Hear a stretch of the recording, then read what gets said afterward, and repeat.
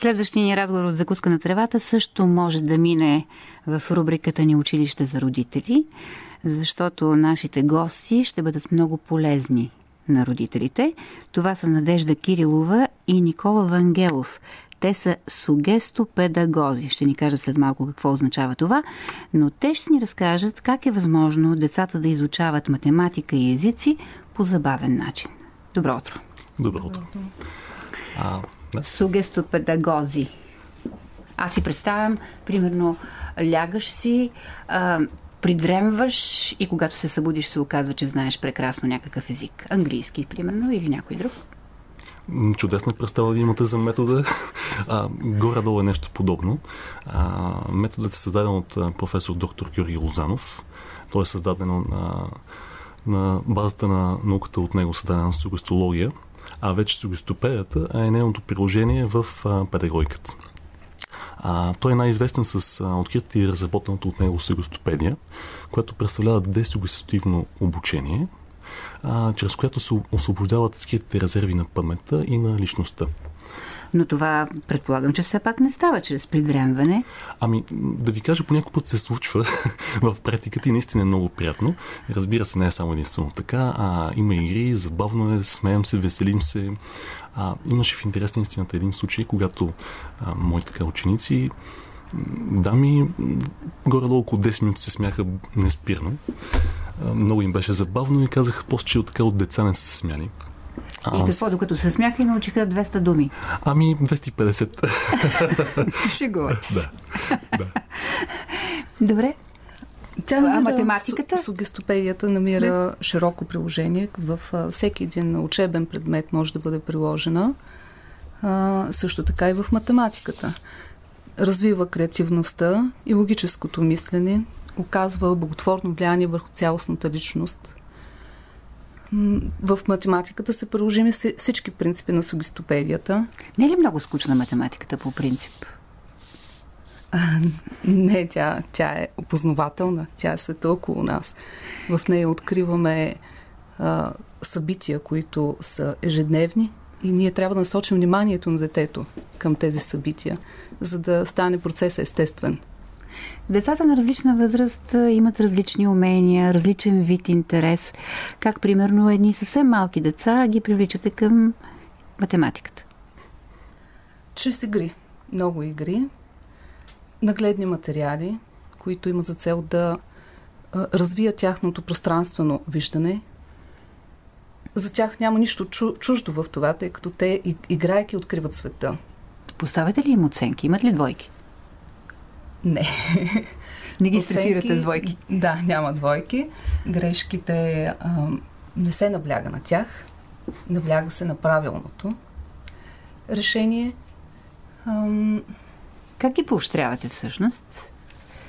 Тази сутрин, между другото, стана въпрос за тази много важна тема в мотивационната теория. Всички говорим за пари при поощрението. Се оказва, че в мотивационните теории е много по-важно хората да бъдат поощрявани с думи, хвалени.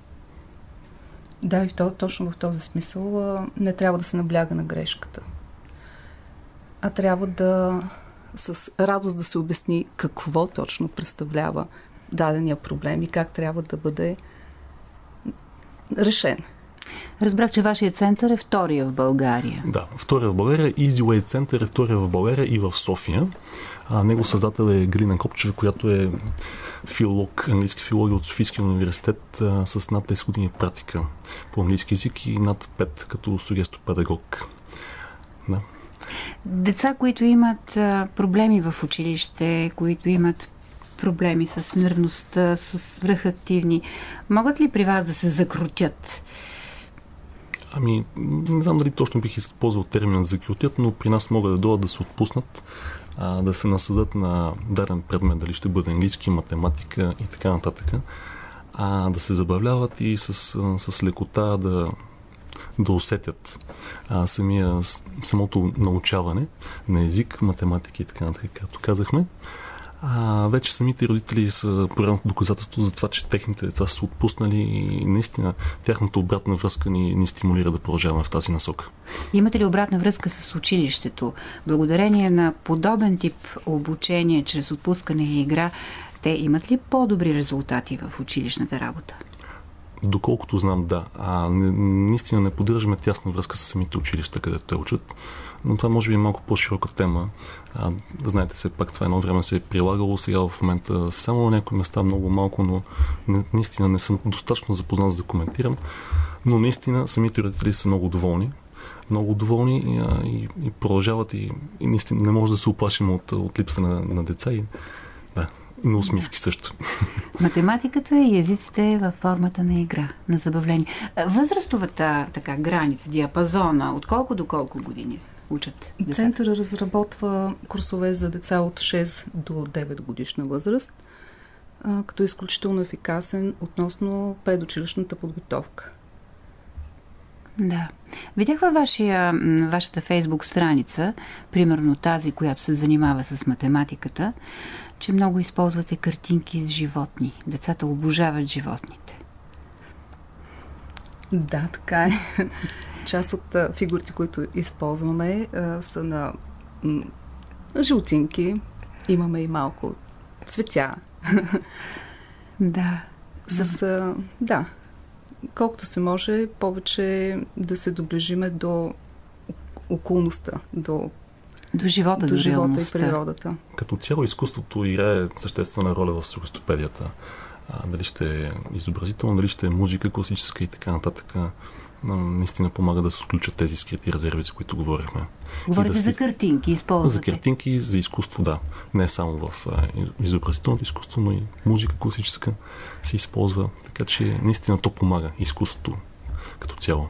No. Знаете ли, това е една теория, която струва ми се, че е много широко разпространена по света, но май при нас не е много приложена, защото има съвсем категорични доказателства, че децата, които се занимават с изкуство, било то музика, рисуване, имат много по-добри академични резултати. Да, и наистина в сурдостопедията до известна степен това се прилага чудесно, тъй като те при нас могат да рисуват, могат да творят в един час. Не е само да кажем точно обратното, не е писане, ми по-скоро е творене, ако така мога да си изразя. Да. По този начин се активират и двете полукълба на мозъка. Съответно, резултатите са по-пълни. Творчеството заедно с логиката. Не ви ли е яд, че като сте били деца, не сте имали шанса да се възползвате от този тип обучение? Никога не е късно, както казали мой много добър приятел, човек да се изложи в кръга на шегата. Аз яд не мога да кажа, но сме наистина благодарни аз лично, че се запознах и с Галя, която много ми помогна, и с Центъра и с сурдостопедията. По-добре късно, отколкото никога.